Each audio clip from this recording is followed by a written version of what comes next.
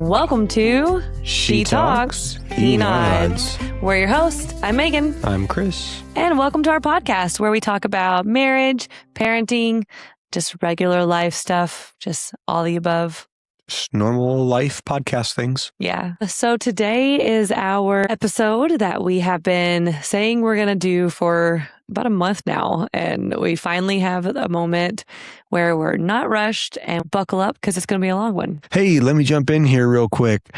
We just wanted to give you a fair trigger warning. We're going to be discussing some more intimate details about our miscarriage a little bit. So if you are a little squeamish, you may not like some of the details.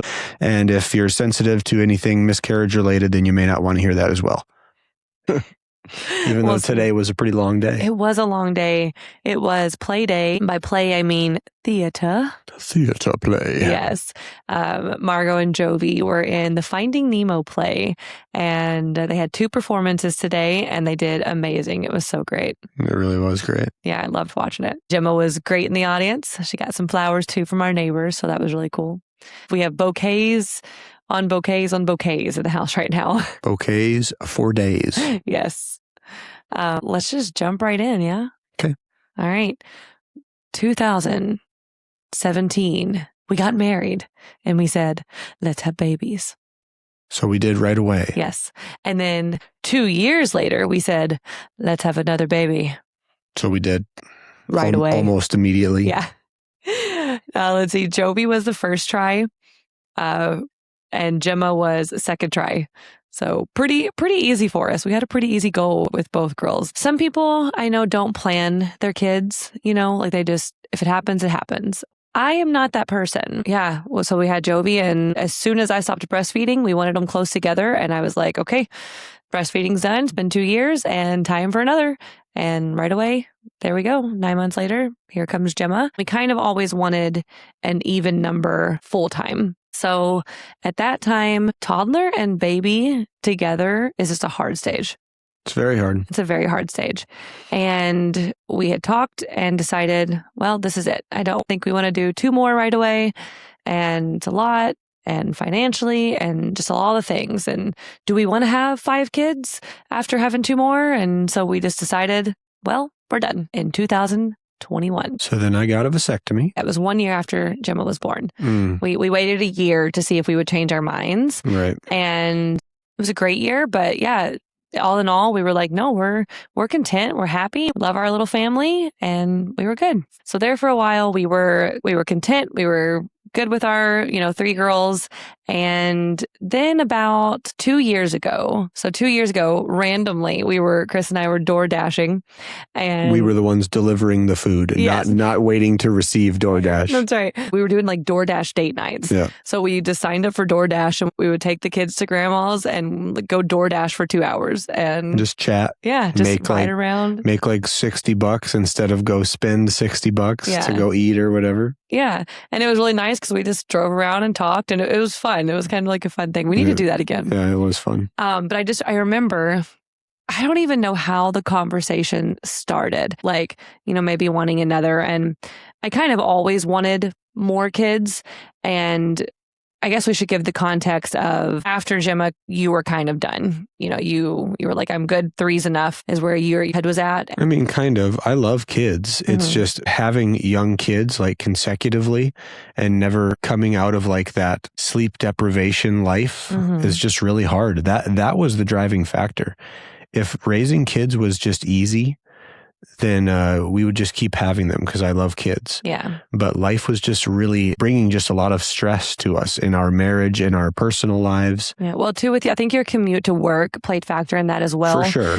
You had basically an hour commute each way every day on top of me with 2 kids at home, young toddlers and baby, and that was tough, I think. And it was really hard. Yeah. Because I would leave for work sometimes at 2 a.m. and I wouldn't get home until 6 p.m., 7 p.m. And then when I come home, like you're just exhausted and beat, and I'm exhausted, and the kids want to see me and I want to see the kids, but I have to go to bed because I have to wake up at 2 a.m. again, or whatever. And when there's kind of no end in sight to that, it makes it really hard. But yeah, it was just compounding for the years of it's like, I'm just I'm tired of just being so tired. Yeah. We just need to get through, because our kids, they were never like colicky, but they were never good sleepers. When we would get like 6 consecutive hours or whatever, we would be like, this is like after Gemma. Right. Like, because when it was just Joey, there was a swing where me and Jovi were getting 9 hours a night, and it was solid. Our midnight to 9. Yeah. And it worked for a while. But once you have 2, that no longer works, you know, and that was pretty tough because Jovi and Gemma were both on like very different sleep schedules. They still are. Gemma is an early riser, always has been, like never slept past 6 a.m. Ever in her life. And Jovi would always sleep later. Life was so wonderful, but we were tired. Of course, it was good, but it wasn't to the point where it was like, let's have more kids. If we add more kids, our life will be better, you know? It's like, yes, there would be more joy to be had in our lives with more kids for sure. But with that comes more exhaustion, longer time in the period of poor sleep, which is just hard on the body. Yeah. And for years we were like, looking forward to getting out of that baby stage. And we've been out of it for a while now. Gemma has been stubbornly independent since she came out of the womb. So we didn't even get to hold on to that baby stage with Gemma as much either, you know, because she was just she's so strong-willed and so independent. And, but with all of that, for years we were just like, we're looking forward to getting out of that toddler, younger stage into the next phase of life, you know, and we're here. We're officially here. You know, we've been here for probably, what would you say, a year, maybe a year and a half. But 2 years ago is when, I don't know how the conversation happened in the car that day for DoorDash. I looked at you and I said, I want to have another baby. And I kind of said it in a joke, but you joked back with me agreeing. And I had kind of closed that door because I did know that our decision to not have more was more heavy on, that's what you wanted more than I wanted it, you know? And it wasn't that I didn't want it, but it was definitely, the door could have stayed open for me, I think. And I think I closed it more, and you got the vasectomy in 2022 because we kind of came to that agreement, because I knew that was kind of more what you wanted as well. And I was really happy and content with our life. But whenever I said that in the car, and I think you just opened the door back for me whenever you kind of in agreement, like not really, but kind of joked back and were like, I could want another baby. Or I don't even know what you said. We must have been around recently. We must have been around a newborn. I don't know. Because or maybe while we were still serving. So maybe we were just seeing babies regularly. That'll do it to you. Yeah. And you joked back and we're like, I could hold a little squish, you know, something along the lines of, I could hold a little squish. And then I was like, I really kind of want another. And then we kind of went into a teary conversation about what I just said, where I was kind of like, I closed that door because I knew more that's what you wanted. And also I was fine with it. It wasn't like I was resenting and sacrificing something. I was also okay with the decision. But as the years went on, I kind of kept feeling that pull of, I want another baby.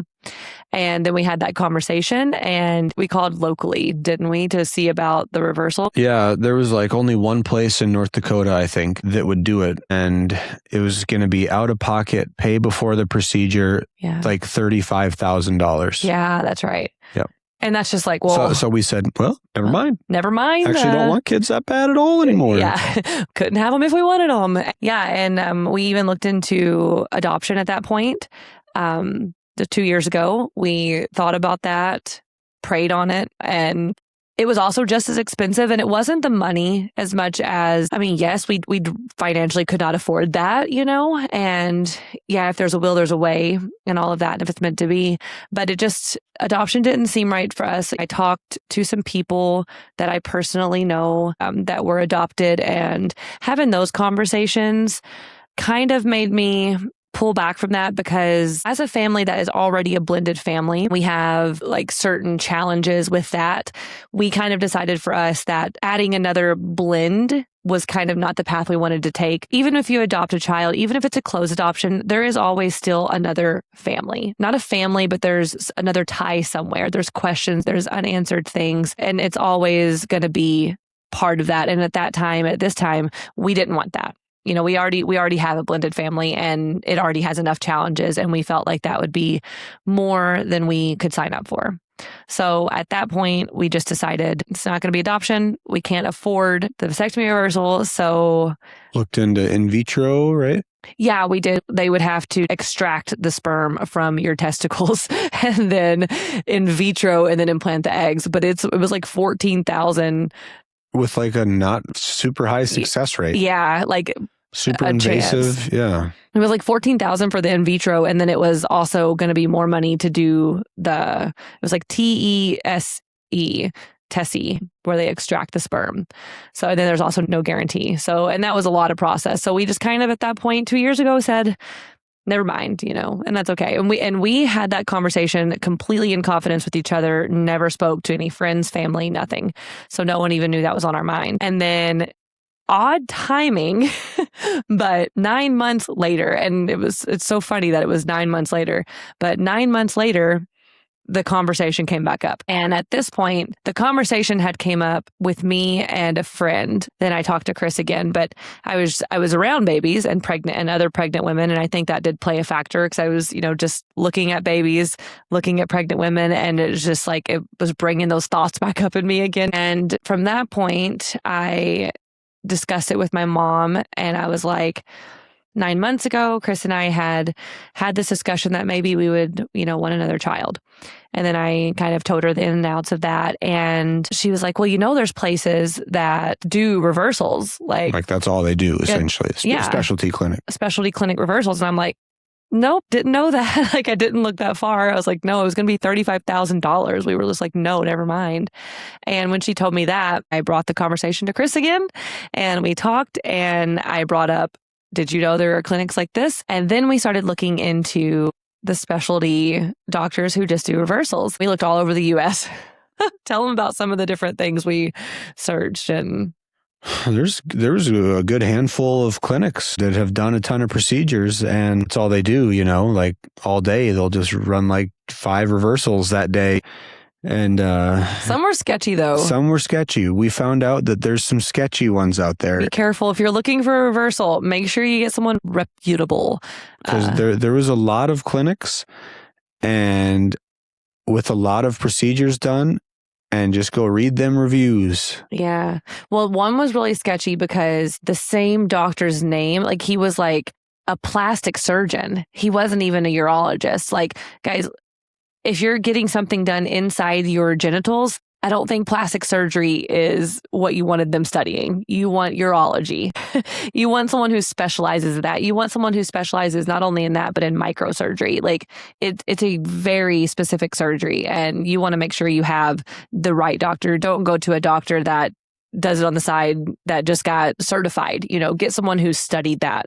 Yeah, do your research. There was one in Minneapolis that we were considering. And then the more we looked, we were like, this doesn't feel right. And it was like $3,500. So that felt even cheaper than the one that we ended up going with. Yeah, that felt weird. It was like bottom end price. Yeah. But then some reviews, like one review was like, flew in from, let's just say New York, got the reverse vasectomy and flew home the same day. Yeah. And got pregnant. All's good. And we're like, wow, that sounds great, you know? And then the more research. That was like the reviews on the website. On the website, yeah. So then basically we did some more just researching in general, and it was like, this is after you get a reverse vasectomy, you do not want to be getting on an airplane. You want to be resting, like hard resting. Yeah. You're not going. Yeah, there's a lot of things, but it was pretty sketchy. Yeah, but we did end up narrowing it down. By the way, obviously we ended up, if we hadn't made that clear, we did go ahead and get the reversal 9 months later from 2 years ago. So this would have been last year, 2025, October. So this was around probably July that we were starting to look, right? So yeah, July. And I like the way you say July.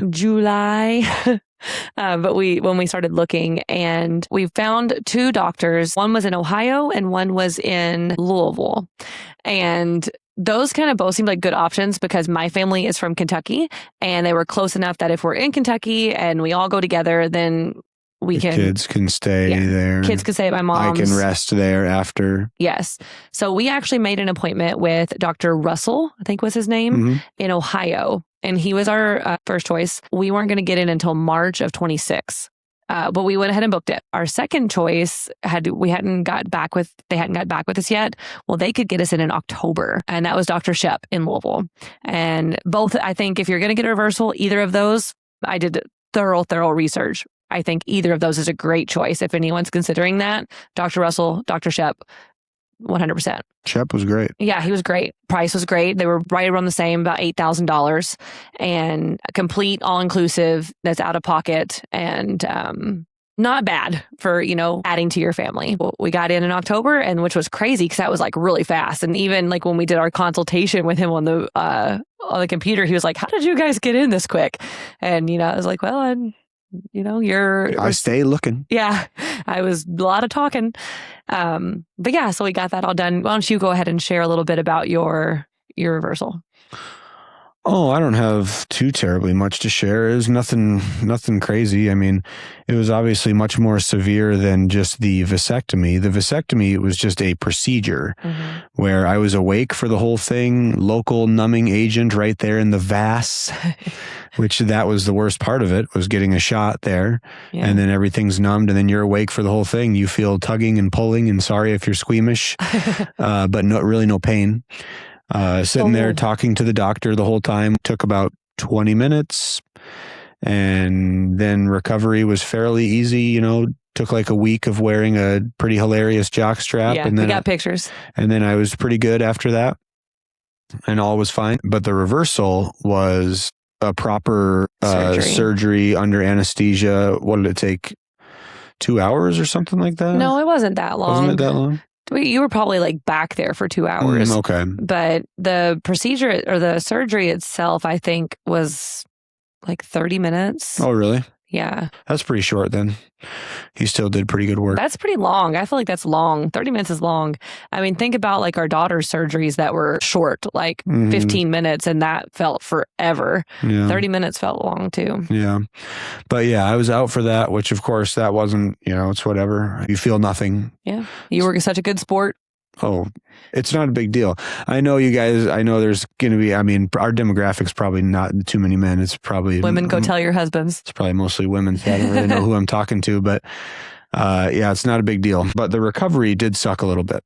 Yeah, you were really swollen. And my recovery was good. It was about as good as it could have went, but it still sucked. It was, like 2 to 3 weeks, I think, of being just really swollen and black and blue. And hilarious jock straps, which then I was like, oh, never mind. These jock straps are indefinite through physical activity. We learned it was forever. Yeah. As long as you wanted to be having kids is essentially what he said. Yeah.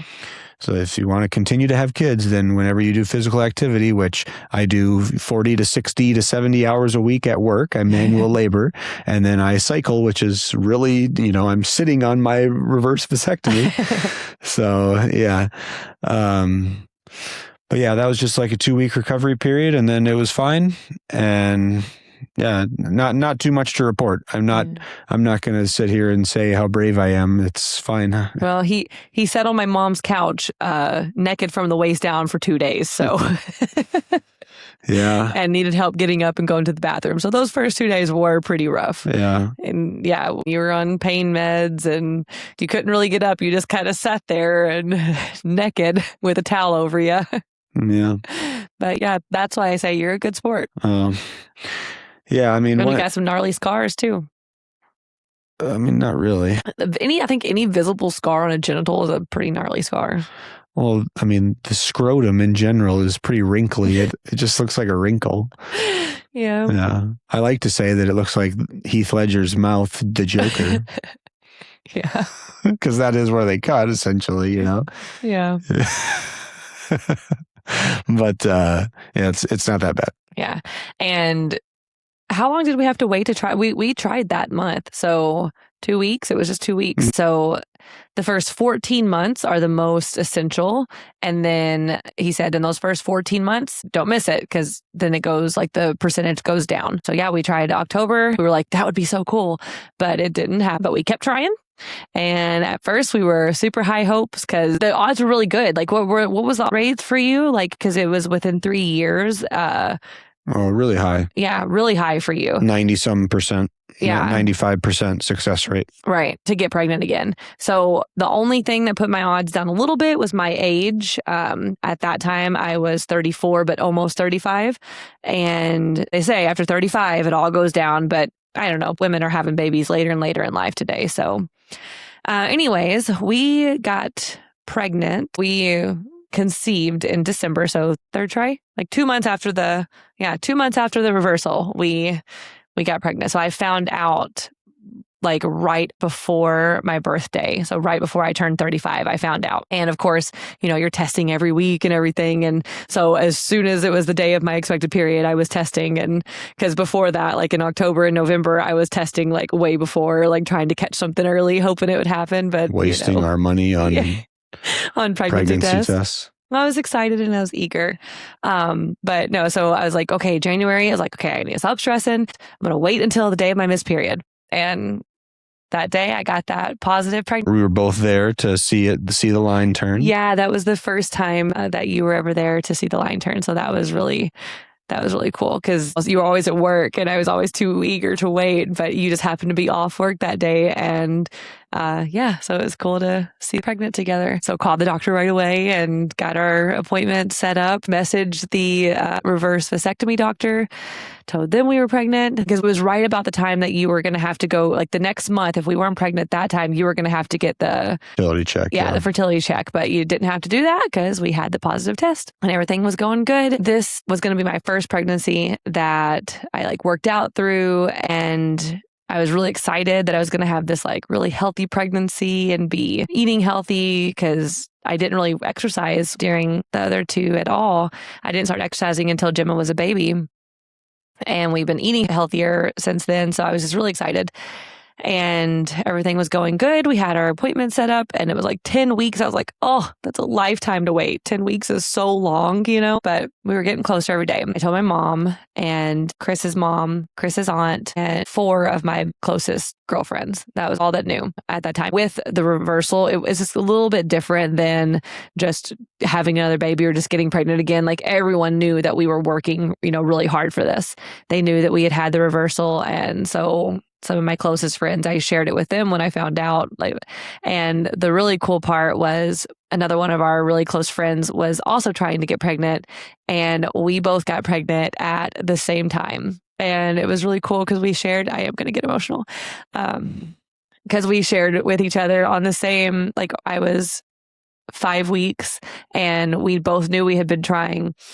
And we were at the gym together and we shared with each other, like, she was like, so are you pregnant yet? And I was like, actually I am. And then she was like, me too. And it was like such a cool moment because we already had one pregnancy together and we were about to have one that was like the babies were going to come like the same month. So that was really cool. And so the funny thing is I really wanted twins this time. And I knew that was kind of a chance with my age because apparently, if you didn't know, twins are more likely after the age of 35. And I was 35. And we also have twins in my family. So I was like, maybe this will be it. Because when we decided to go on this journey, I knew I wanted 2 more. And with our age getting up there, I was like, how good would it be to have 2 more in one shot, It had been 5 years since I've been pregnant, so it's been a long time. I was having cramping and it wasn't bad, and I have a really high pain tolerance, so I didn't really think much of it. So when I was cramping, I had looked up that it could be a sign that maybe you're having twins. So I was really kind of excited to have a little bit of cramping because I was like, oh, that could mean, there might be 2. And I was already just so eager getting like closer to that appointment. I was so eager to I just had a feeling it was going to be 2. And so then right after Valentine's Day is where we're at. We'll just move to there. So I was 8 weeks pregnant. This was February 16th, Monday. So Kris had just went on his layover and I was just normal day. I worked out and I was using this like pregnancy app. So I was doing safe workouts. This particular workout this morning on February 16th, I actually kind of stopped a little bit because I was like, this feels a little too much. So like, I was always listening to my body and, I stopped. And it was kind of a harder, deep core kind of workout, I thought. And I was at Kris's mom's house and I was cramping like really bad.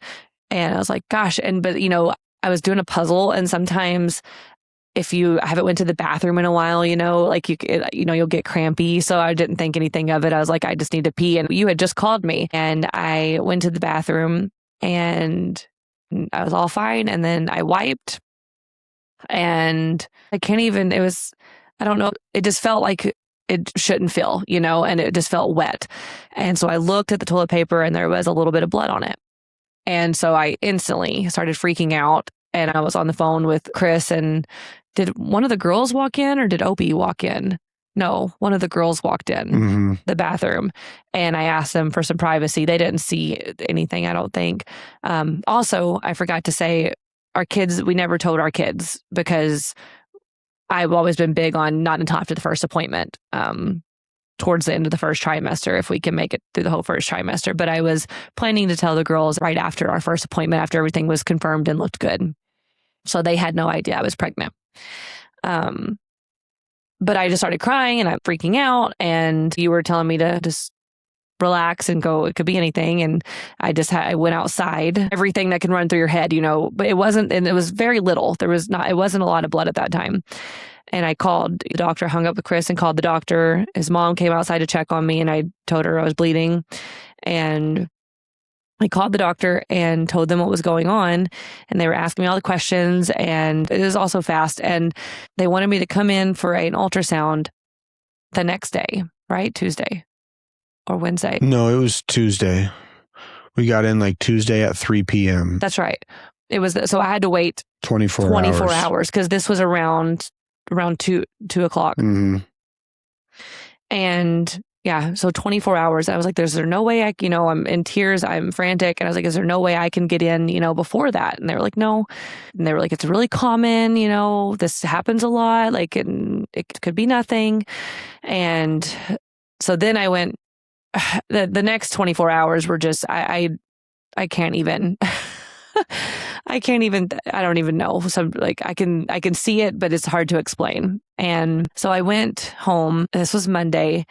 Jovi had Pokemon Club that night. And I was like, I'm just going to take her to Pokemon Club. Everything, I'm just going to move on with life like it's normal. Everything is fine. I was just hoping every time I went to the bathroom that I would not continue to wipe blood. But I'm sending pictures of my toilet paper to Kris. It started getting more and I just was freaking out, I just thought the worst was happening, but then I was still trying to hold on to this hope that maybe a miscarriage wasn't happening.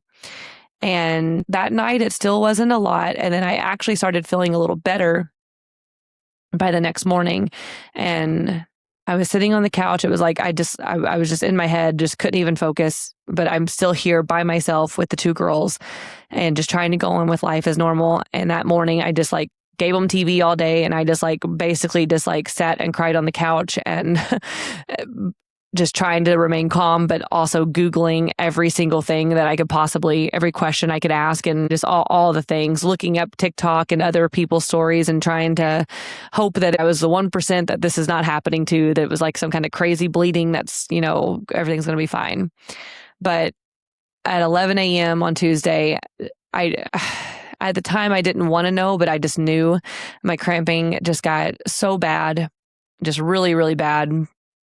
And like super painful in my back. And then I went to the bathroom and passed a pretty big clot. And that's whenever I kind of started like really breaking down and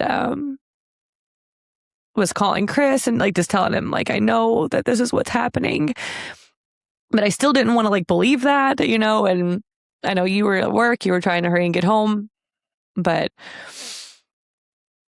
I don't know. I was just like, I don't know. I just felt I had friends, checking on me because I had told them what was going on. but it just still, I don't know, I just felt just like I couldn't do anything. I was just like stuck in my thoughts, and I had kids asking me what was wrong, and I'm trying to like be strong and not like, I can't tell them what's wrong, but also just sitting here like on the couch, like crying and bleeding and cramping. And it just hurt. It just sucked. And also the worst part was that all this was happening, and I didn't even know if it was happening yet. Like I was just hoping that wasn't happening, And then when Kris got home, we right away, like he got home like 30 minutes before the appointment. Mm-hmm. And we took the kids straight to his mom's, and it was just like a appointment at like the walk-in clinic. That's where they got me in at. And I don't know. I was just like frozen kind of, it was frozen. And we get there, and I'm just hoping they can do like an outward, because I was still bleeding, but I was just still hopeful that it wasn't like a ton, but it was like, it was more than it should be. And I knew that, but I wasn't ready to accept that. And when we went, I just all felt, I don't know, it just felt so impersonal. We get there and we go back, and it's just an ultrasound tech, no doctors, nothing. And then she tells me they have to do the transvaginal ultrasound. And at this point, I'm still thinking, and I'm still hopeful that like maybe there's still a heartbeat, maybe the baby's still alive. And so I was really nervous to do a transvaginal, because I was like, what if that hurts something? What if like there is still something good? Like there's still a chance, and then that hurts, And because I was like, I'm already bleeding. Is that going to make it worse?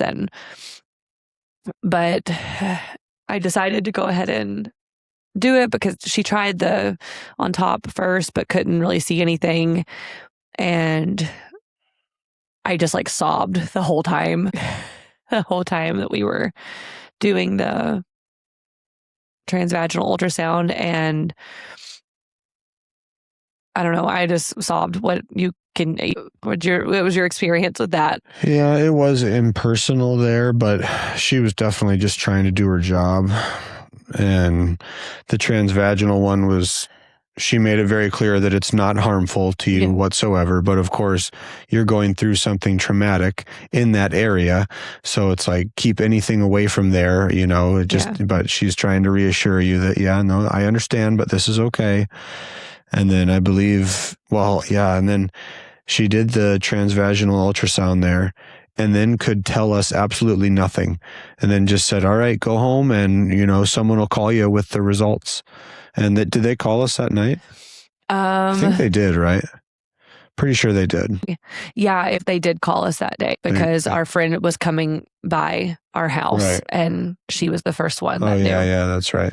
Yep. So, yeah, they called us like right around 5, because we went back that same day. We came home, and then we went straight back to get blood work. Yeah. Remember? Yeah. The ultrasound tech she was nice, and she was like almost crying. She was just feeling my pain, I think. But yeah, and the thing that felt more impersonal is that like the person who called wasn't even my doctor. It was like a assistant that called and gave us the results.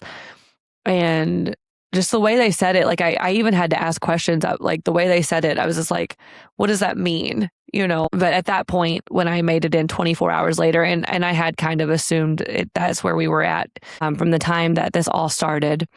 And at that point, there was not even an embryo. Yeah. Like, well, it was already, it had already pushed down. It was already pushing down where it wasn't in it was like not implanted anymore. It wasn't gone. There was nothing gone yet, because the tissue hasn't passed yet. Like at that point, it had just started, but it wasn't visible and viable. There was no viable embryo, no heartbeat, no embryo attached in the uterus. I don't know. The way they put it, it's hard to understand, but that's essentially what I know. Basically, they didn't get any pictures of anything. Well, they got pictures of things, but it was not attached. It had already... I didn't think they even got pictures of anything. I thought that what they just said was, there's no signs of pregnancy here. Yes, honey. No signs of viable pregnancy. Maybe. I was in the middle of a miscarriage. And, this was all new for me. I had no knowledge of even what it was going to be like. At that point, it was just, it was more like I was just mentally like just really messed up, Mm-hmm. And then we had to go back for the blood work that same night. Even leaving the clinic, I was hopeful, but at this, you just kind of still know, I knew, but I also didn't want to believe it. And then we found out you could take off work for that. So you took off the rest of the week, which I'm really glad because I needed it. Mm-hmm. And I was trying so hard to be like strong and not like just stop life.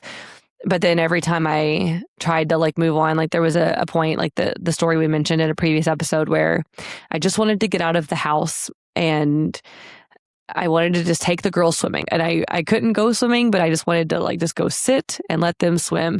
And it felt like every time I left the house, a traumatic thing within my body would happen.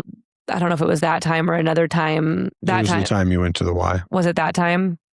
Because you came home just in shambles. I was in shambles because you just don't know what to expect. And again, this is why we gave the trigger warning, because we're going to give details, but I passed tissue that I thought, well, like, okay, at this point, that has to be all that could come out. Like, I mean, it was gasping amounts, like the way that you can feel it, because it's just big pads all you can wear all day. And I dreaded going to the bathroom. Every time I didn't want to go to the bathroom. Every time I went to the bathroom more, because that's just how it works. Everything's all together and big, I mean, like golf ball size, clots would come out, and it just couldn't be prepared for it. It would always happen after like what were essentially contractions. They were mild compared to like labor, but heavy enough to hurt and kind of, make me hunch over. And then I learned after a big wave of the contraction I would be working my way to the bathroom for a pretty big, I don't know how to say it, big amount to come out. A big amount of tissue to come out, gasp worthy. Every time it made me gasp. I don't know why, but at that day at the gym, I barely made it to the bathroom. If I was sitting, I was fine. But every time I stood up even more, there was just, I can't believe how much. I can't even explain how much. And I bled for 2 weeks. 2 weeks. But yeah, that time I was walking to the bathroom and I had just had super heavy cramps. And then I was going to the bathroom. I was getting my pants pulled down, could barely get on the toilet. I barely made it. And just, yeah, it was terrible. It was just a terrible experience all in all to go through. And I feel for everyone who has went through that. And it sucks.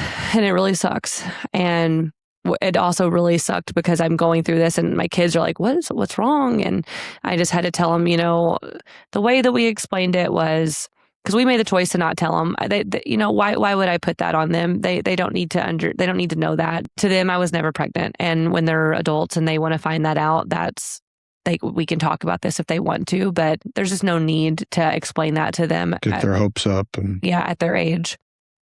Or just even explain that like I was pregnant, like they don't understand the growth stages, and here's this baby and now the baby's not going to be. Because they would picture it as like a full baby coming, right? And they wouldn't understand like the baby died, and I just, there's no need for that.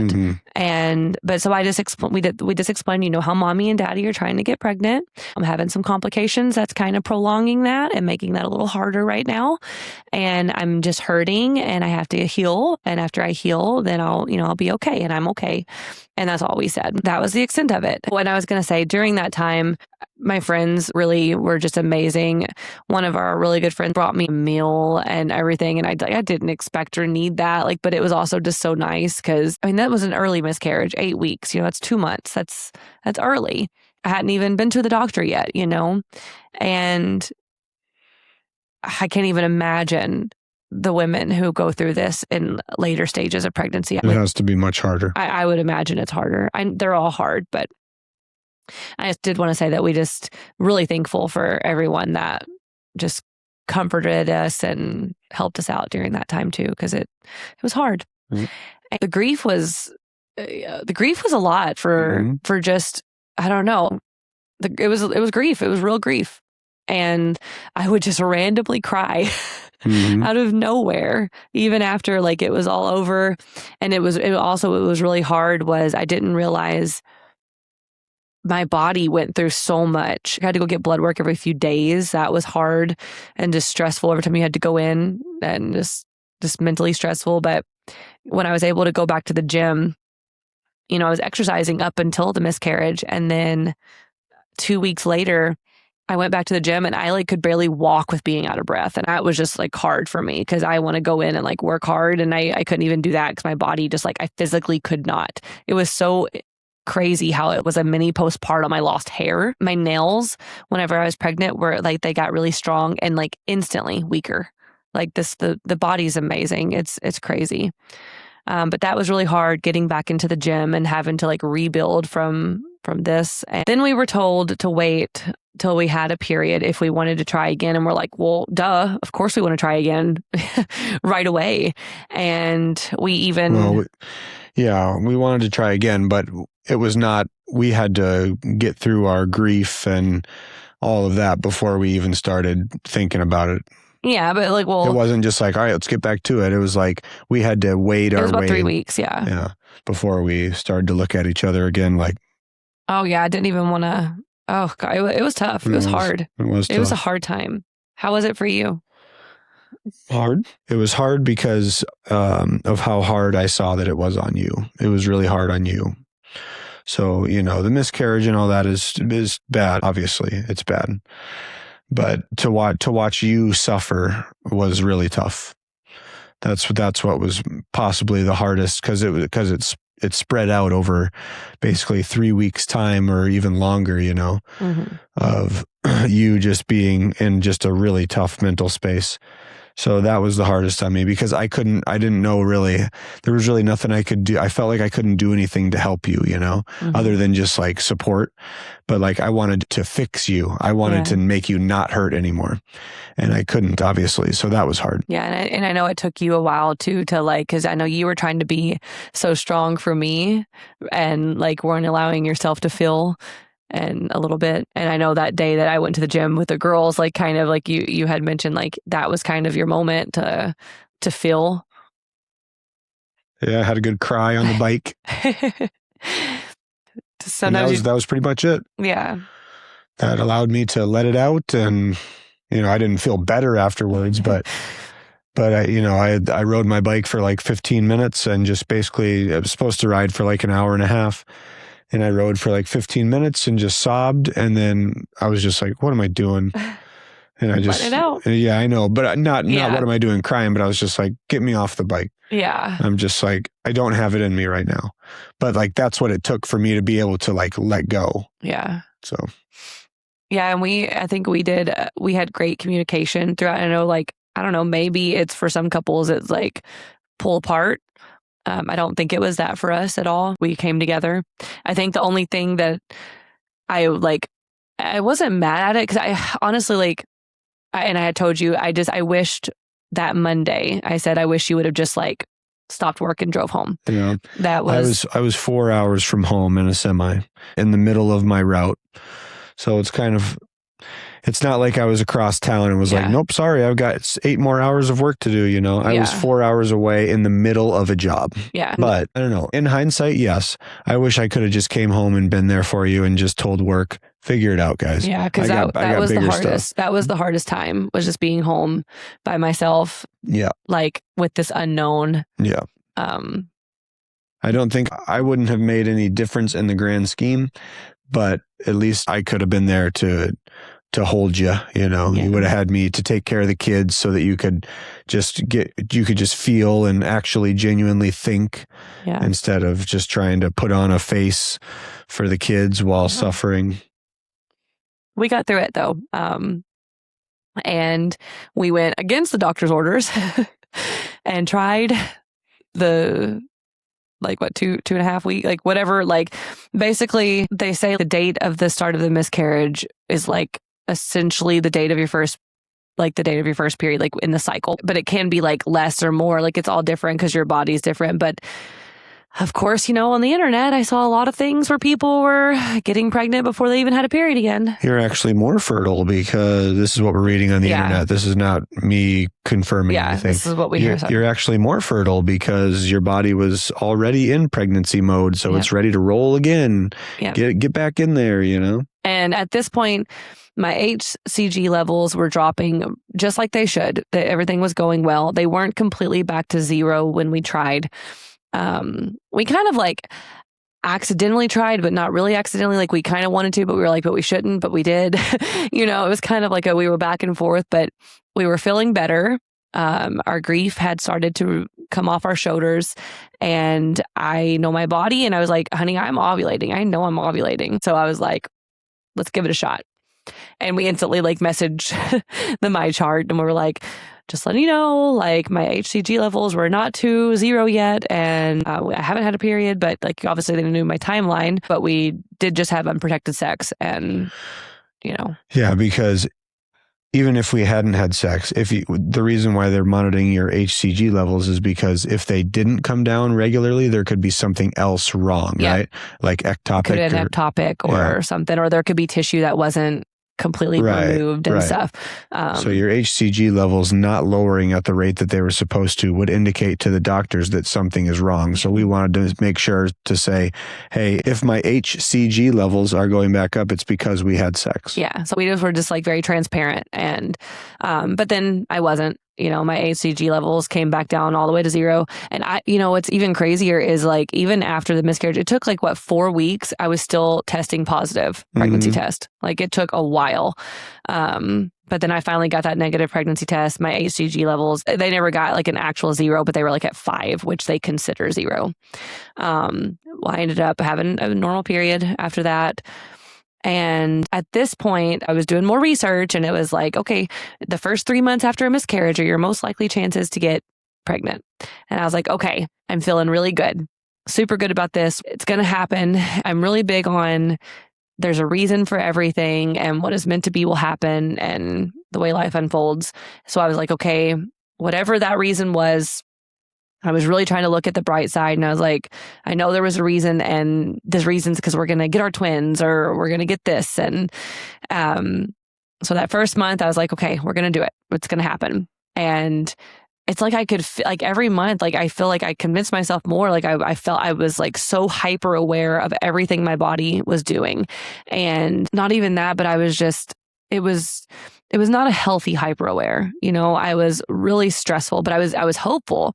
But every month that we got a negative test and I got my period, and at this point, we're almost exhausted in our trying. By the end of our try week, we were like, let's not touch each other for 2 weeks, because goodness, I'm worn out from it. So, and at that point, we also can realize, and we can see that that's not healthy either. And it's really stressful.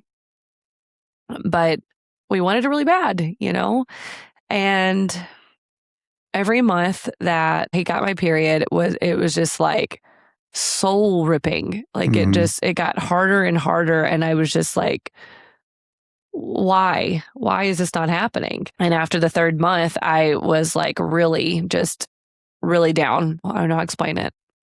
And at that point we decided I need a month to just be. I had basically changed my whole lifestyle. I wasn't exercising heavy because I didn't want to do anything to, prevent ovulation or give an irregular period. So I was slowing down all of my training.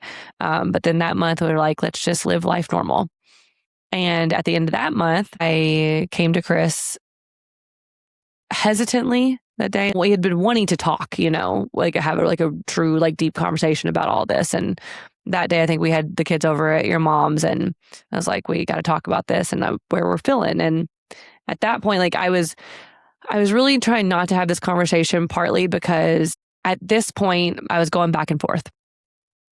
I was questioning, is this what we're supposed to be doing? Should we have another child? Should we keep trying? And I was mainly nervous to have that conversation because of everything we've been through. We had the reverse vasectomy, spent money on that. We've been trying, and it's not even been a full year of trying. I had mentioned that ever since the miscarriage, I really tried. After that happened, we grieved and everything, of course, but I think I tried to jump too quick back into, let's just move on and try. And at that point I didn't realize how much I was struggling, and we had that big conversation of maybe we stop, maybe we don't know. And that was a really hard conversation because I was just mainly worried about how you would feel. About stopping? Yeah. Because I had a reverse vasectomy? Yeah. Oh, yeah. I mean, I don't care about that at all. I know. That's what you said that day. Yeah. I don't care about that at all. It's fine. It wasn't a big deal. It wasn't some big sacrifice. But yeah, we also, post miscarriage, it definitely changed the way we looked at getting pregnant because there's a chance that could happen again, even if we do get pregnant and you're like, I don't think I can do that again. And then even while thinking that, you're like, I don't think I even want two. I think maybe just one. I don't want to do that to my body. Yeah. We had already shifted gears. We had already decided once this happens, I'm not doing this again 2 years from now, when I'm almost 40. And yeah. And then I was nervous. Yeah. Like you said, with the post miscarriage, I was really worried that it was going to happen again. I'm over 35. I'm 35. And then it also just kind of, I think it brought into perspectives of how tired I was, because that little mini postpartum was nothing compared to actual postpartum. And I think that played a little bit of factor because we are older now and we are established and we do have older children and schedules. And it was hard. It's hard because you want something so bad, and we go through all of these, what essentially are extreme measures because we had the vasectomy and we got the reversal and then you have the miscarriage and then you want to just keep trying. But then it's weird to then have this shift where you all of a sudden feel like maybe I don't want that. And that's a weird shift to have in such a small amount of time. It's just interesting. And I found it interesting to even having these thoughts, and I felt guilt for having these thoughts. But the way my mind shifted, because we had already accepted, I can't wait to start over. It's going to be beautiful. Our girls are older. They're going to be just such good big sisters. They're going to love this little baby like it's their own almost, because they're so much older. They're going to be so helpful. It's going to be so different having these 3 independent girls and then this baby that it's going to be like a family effort. And that would be great. And I do think it would be like that. It would also be hard to start over, but it's I never even had these not bad, but negative thoughts or the con side. I never even considered the cons before the miscarriage. And after that, it's the cons started to outweigh the pros. Is the only way I can explain it. The cons were just apparent. Yeah. You weren't looking at having kids through rose-colored glasses anymore. We saw it more from a more realistic, logistical standpoint, which is maybe not the right way to have kids. You should have kids through the rose-colored glasses. I think that's what keeps that's why we still exist as a species. I don't know. I disagree to a point with that because you got to do what's best, sometimes just the rose-colored glasses is not best. If we all did it through the rose-colored glasses, then everyone's never going to stop having kids, because bringing life into the world is it's the most wonderful thing. Holding a child and knowing that you're going to grow them into their own adult that's going to make their own family, that's miraculous. It's wonderful. But it just doesn't make sense to do that over and over and over and over and over at the sacrifice of other things. It just may not be the right move for that point in time. Yeah. And all 3 of our girls were just there. That whenever they found out we were going to do this and have kids again, they were just ecstatic, And I think they would be great, but I think they also don't realize it would take away. In some areas, it would add in most, but it would take away. And those were coming in our heads a little bit of, it will be harder. It will be more divide and conquer than it already is. And like I said, the con side of the realism did start to get heavier. And while that was getting heavier, it also it brought my mental health and my thoughts as well I remember when my children were babies and I cussed them in the middle of the night.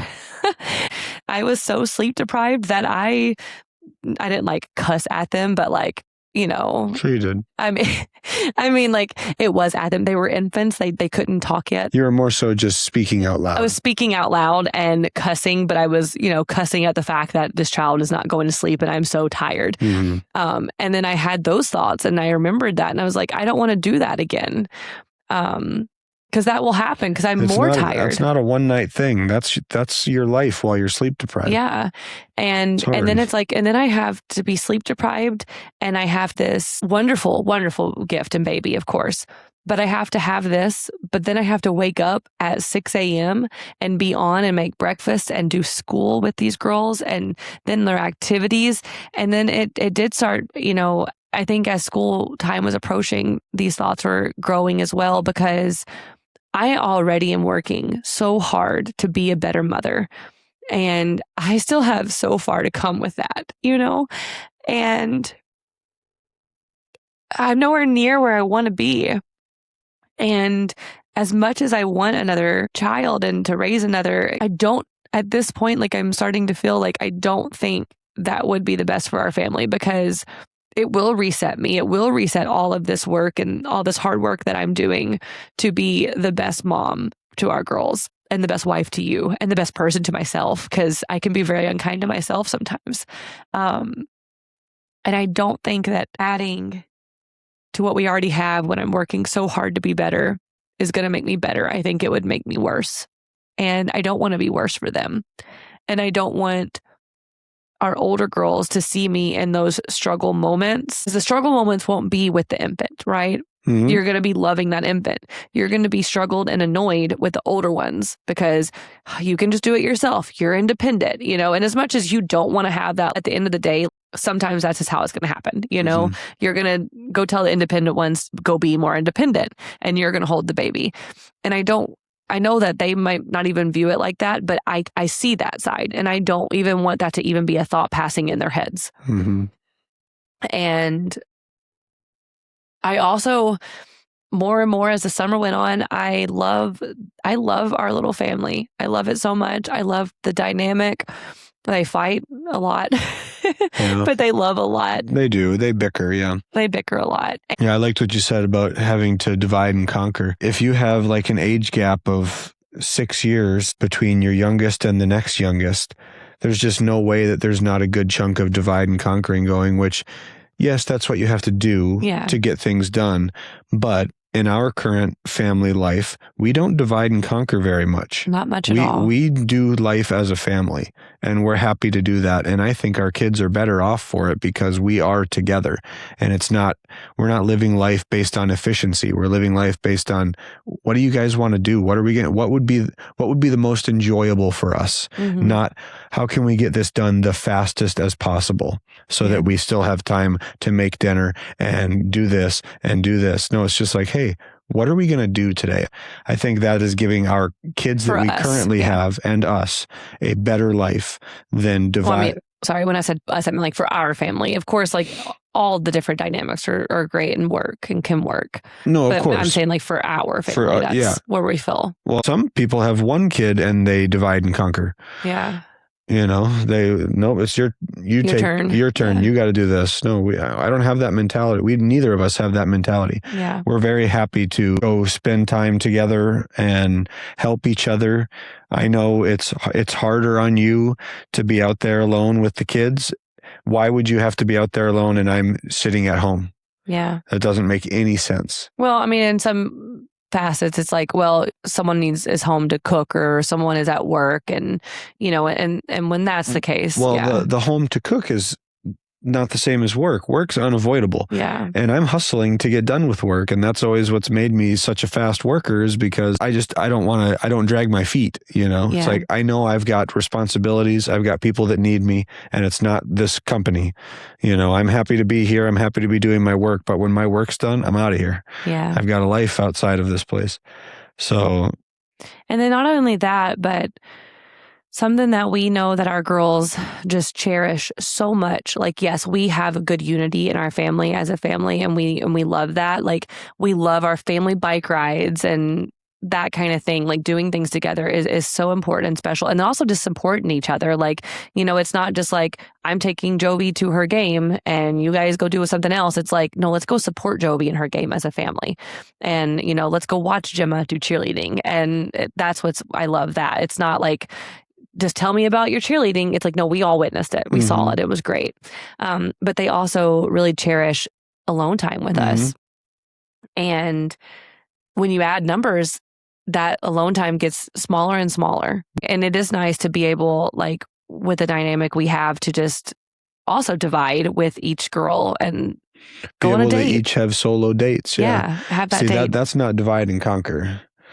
That's quality individual time. Intentional quality time. Yeah. And when you have more, you have less of that, you know, and that's just inevitable. And that's not opportunity. And not that that's not okay, but I also don't want to lose that. Yeah. And then another thing that in these months where the cons have risen to us, before summer, this was never a thought, but this was the first summer where Gemma can hang, you know, with our, like, some of our outdoor activities, like biking. She's not just a little kid that's tagging along. She's participating in what we're doing. Yeah. And she's loving it. Yeah. And it has been really great to just be able to go out for longer times and do that stuff without, not that it ever held us back, you know, that was just the life we were in.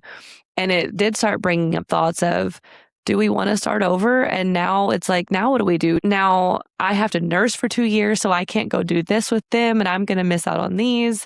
And it was, okay, whenever we go do our family bike ride, and the baby's not old enough yet, do we just take them and drop them off? And then what about when this baby's older and a toddler? Are they going to say, I want to go, but like they're just not capable at this point to go do what we're doing? And like, so it's either one of us are left behind and, you know, you go do that. It's that those thoughts came up. And then it was like, was it going to be like the younger one has to go to grandma's and they don't want to go to grandma's, they want to come with us? And why do they have to be by themselves? And those thoughts could start coming. And if anyone knows me, you know that I am a super over analytical, future oriented person. So I know most people, when they're having a child, they don't think about the 5 years and the 10 years from now, but I do. And the more and more past the miscarriage that we kept trying and failing, the more and more the 5 and the 10 years down the road looked different and not as what I wanted. And when I started, because I know the right now would be great. It would be tired. I never had any doubts about the baby stage of life, right? Other than like, yeah, I'm going to be tired. But other than that, no worries there. But it's the 5 and the 10 and the 20 years from now. That's where I keep getting hung up. And I know that people are going to say, I have this age gap and it's great. And this, you know what I mean? Like, I'm so happy. Like, I'm so happy that's great. And maybe ours would have been great too. But we certainly would have found greatness in it. Yeah. But I didn't want those little moments of, I want us to go to this concert together, but this one's 6 years younger and they just can't join. I don't want to leave them out of that stuff. So yeah, with that, last month, we decided that we're officially done trying and we're content with that decision. It's still hard, I think, but just because of everything, this has been the most stressful year. It's been 10 months. It's been 10 months, but a year, like it's essentially the start of the whole journey. But physically, 10 months. It has been stressful. This particularly has been stressful. Otherwise, our life is pretty dang good and pretty dang stress-free. And I think that's a big feather in our hat as to why we're like, what we have is working. Yeah. And let's just continue to build on what we have with who we have. Yeah.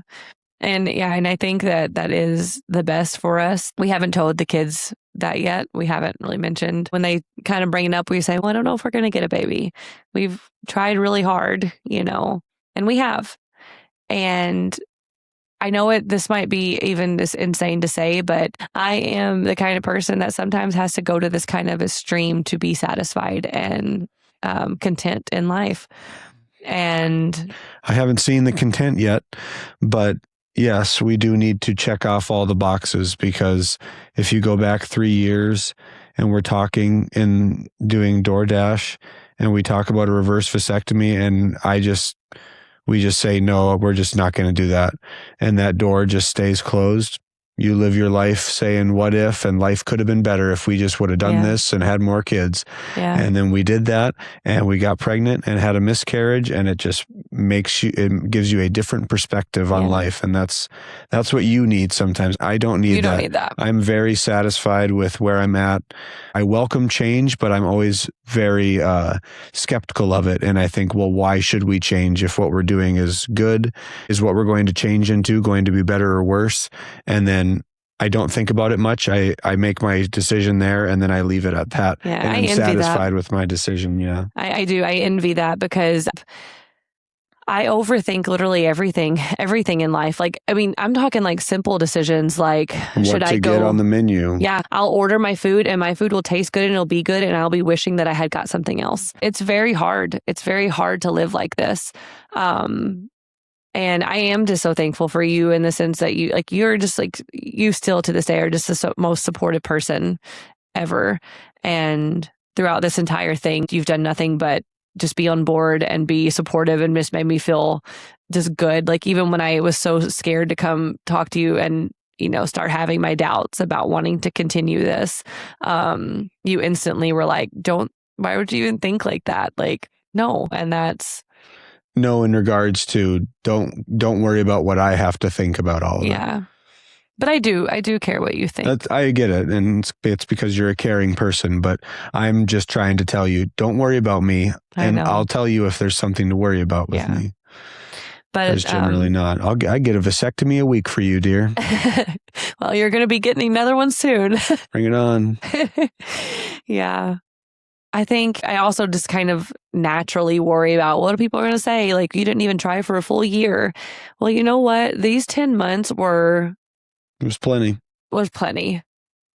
10 months and a miscarriage, and that's about all I needed. Yep. We wanted it bad, and we worked ourselves all the way back around. So that's full circle. I mean, we didn't just say, we had 9 failed months, and you know what? We're just kind of over it now. No, we went full spectrum. We went from wanting it to being devastated to then still wanting it, but seeing the world differently than we did prior to miscarriage, to working our way back into being like, you know what? Why don't we put all of our efforts into the children that we already have instead of ourselves to be better parents for them. Right. That's instead of resetting. Yeah. I'm content. I am content with our choice, and I don't...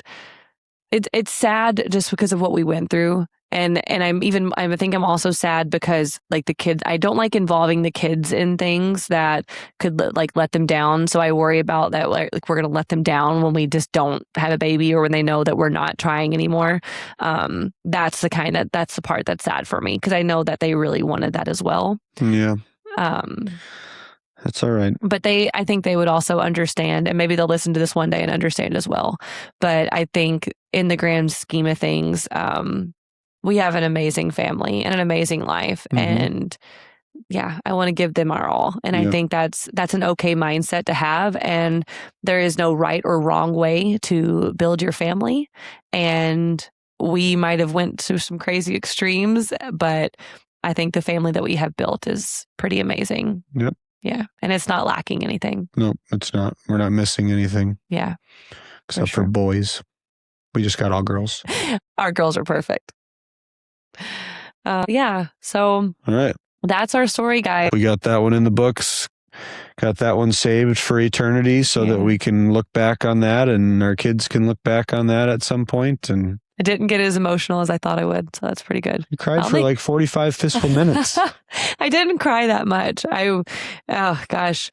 I think I cried so much in February that I cried enough for the whole year back then. So, Yeah. I mean, that was the most I have ever cried. Mm-hmm. That grief was pretty heavy. Yeah, you stay crying. I cry a lot. Yeah, So you do. Sometimes you'll just cry. Yeah. I just cry. For no reason, really. All was well. And Yeah, then all of a sudden, you're just emotional and then you're just crying. We'll just be sitting at the table and you'll just be like, I need to go cry now. am I a horrible person? And then just start crying. And I'm like, all right. Here we go. Oh, well, we actually picked a good week in my menstrual cycle to have this discussion because I'm the most level-headed right now. So I'm not as emotional. So I was able to get through this fairly clearly. So nice. It's pretty good. All right, guys. That's all we got for you. Sign off. Don't know what we're doing for our next episode, but we'll figure it out. Yeah. So, yeah. If you made it all the way through, we don't know how long this will be after we kind of cut down some of the ahs and ums. But if you made it to this point and listening, thank you so much for listening. We appreciate you very much. If you could share and like and subscribe, that would be awesome and help us grow and listen to some more of our stories in the future. Yeah. And thanks for listening. We were being vulnerable, and now you know our last 10 months. Yep. So kind of our last 5 years. Yep. Well, in that regard. So anyways, thanks for listening, guys. This has been She Talks, He Nods. Love you. Bye. Love you. Bye.